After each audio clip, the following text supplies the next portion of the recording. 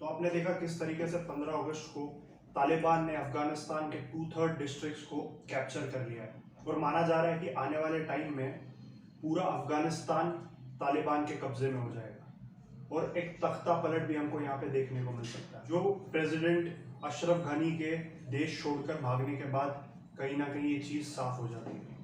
आज Afghanistan civil war, इससे पहले इजराइल पैलेस्टीन, फिर Syria civil war, Iran Iraq war, Turkey war, militant insurgents, जिहादी, इस्लामिक एक्सट्रीमिस्ट, सब कंट्रीज अपने अपने आइडियोलॉजी के हिसाब से टर्मिनोलॉजी बदलते हैं। आइए जानते हैं कि आखिर ये इन सब बातों का सिग्निफिकेंस क्या है। शुरुआत करते हैं सेकेंड वर्ल्ड वॉर के बाद, जब इंडिया समेत और ब्रिटिश कॉलोनीज फ्री हो गए और सॉवरेन कंट्री फॉर्म करने लगे। साल 1945 में यूनाइटेड नेशन ऑर्गेनाइजेशन को एस्टैब्लिश किया और इसमें दो बड़े डिसीजन लिए।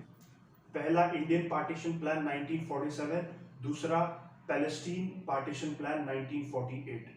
तो इस प्लान के अकॉर्डिंग दोनों कंट्रीज को रिलीजन के बेसिस पे डिवाइड किया। जहां एक तरफ इंडिया को डिवाइड किया एक हिंदू और मुस्लिम स्टेट में, और दूसरी तरफ पैलेस्टीन जो एक मुस्लिम मेजॉरिटी कंट्री था उसको डिवाइड करके एक जूइश कंट्री इजराइल फॉर्म किया। जिसके बाद अरब और इस्लामिक स्टेट्स में एक एंटी वेस्टर्न और मार्क्सिस्ट लहर चली, जिसके बाद कह सकते हैं कि एक सॉफ्ट टेररिज्म की शुरुआत हुई, and which gave way to nationalism and revolutionary movements all throughout the Middle East countries, and which came together to fight back these western powers. इसके बाद पैलेस्टीनियन वॉर, ईरानियन रेवोल्यूशन जैसे events हुए, और Islamic extremist का motive था कि जो भी सेक्युलर नेशंस और क्रिश्चियन आइडियोलॉजी वाले कंट्रीज है उनके अगेंस्ट फाइट बैक करना। और इस कोल्ड वॉर के बीच 1978 में सौर रेवोल्यूशन हुआ, जिसमें उस वक्त के अफगानिस्तान प्रेसिडेंट मोहम्मद दाऊद खान, जो सेक्युलर गवर्नमेंट चला रहे थे, उनको एसेसिनेट कर दिया गया और एक फ्रीडम मूवमेंट शुरू हुआ। फिर इसके बाद सोवियत, जो अभी का रशिया है, अफगानिस्तान को इन्वेड किया और 1980 में सोवियत बैक्ड सरकार बनाई, जिसमें बारबरा करमाल को प्रेसिडेंट बनाया, जो कहा जाता था कि रशिया की एक पपेट रेजिम थी, जिसके अगेंस्ट फिर से एक फ्रीडम मूवमेंट शुरू हुआ पूरे अफगानिस्तान में, जो रशिया के लिए एक बड़ी डिप्लोमेटिक जीत थी। फिर इसको काउंटर करने के लिए उनके जानी दुश्मन कहे जाने वाले अमेरिका ने एक प्लान बनाया जिसका नाम था ऑपरेशन साइक्लोन, जिसमें अमेरिका ने अफगान नेटिव्स की एक फौज बनाई, मुजाहिदीन, जिसका अरेबिया में मतलब होता है कि जिहाद फॉर इस्लाम, जिसको एड और फंड किया पाकिस्तान के through, which was the major reason for growth and flourishing of terrorism and Islamic extremism. फिर अमेरिका और मुजाहिदीन के इस रिलेशनशिप को और मजबूत बनाने के लिए 1983 में प्रेसिडेंट रोनाल्ड रीगन ने मुजाहिदीन लीडर्स के साथ व्हाइट हाउस में मुलाकात की और उन्हें वॉरियर्स और फ्रीडम फाइटर्स कहा।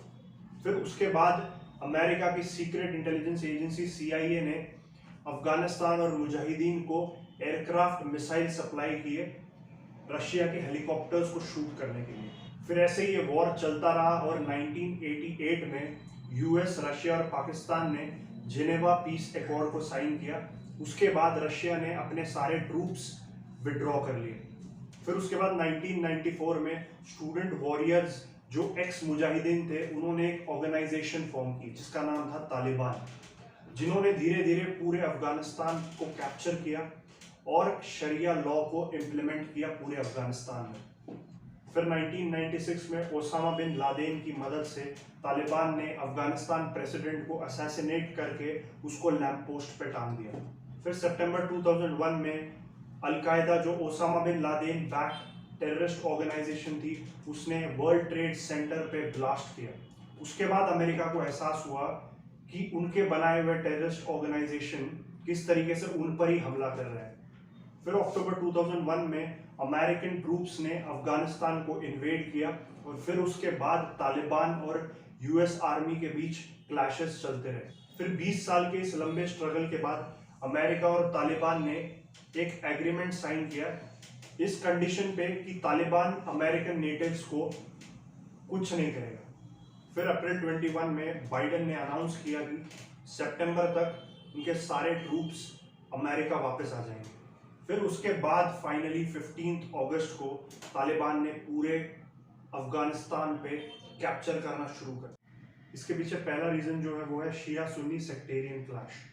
मिडिल ईस्ट में 85 to 90% पॉपुलेशन सुन्नी कम्युनिटी से बिलोंग करती है और रेस्ट जो है 5 to 10% पॉपुलेशन शिया कम्युनिटी को बिलोंग करती है। ये 1400 साल का बड़ा डिफरेंस और प्रोमिनेंट हो जाता है लेट 20th सेंचुरी, जब 1982 में इराक के प्रेसिडेंट सद्दाम हुसैन ने 148 शिया लोगों की हत्या करवाई। फिर 2016 में सऊदी अरेबिया ने एक शिया क्लेरिक को एग्जीक्यूट किया। उसके बाद पूरे मिडिल ईस्ट में एक आग भड़क गई शिया और सुन्नी के डिफरेंस की, to prove political and religious supremacy in entire Middle East countries.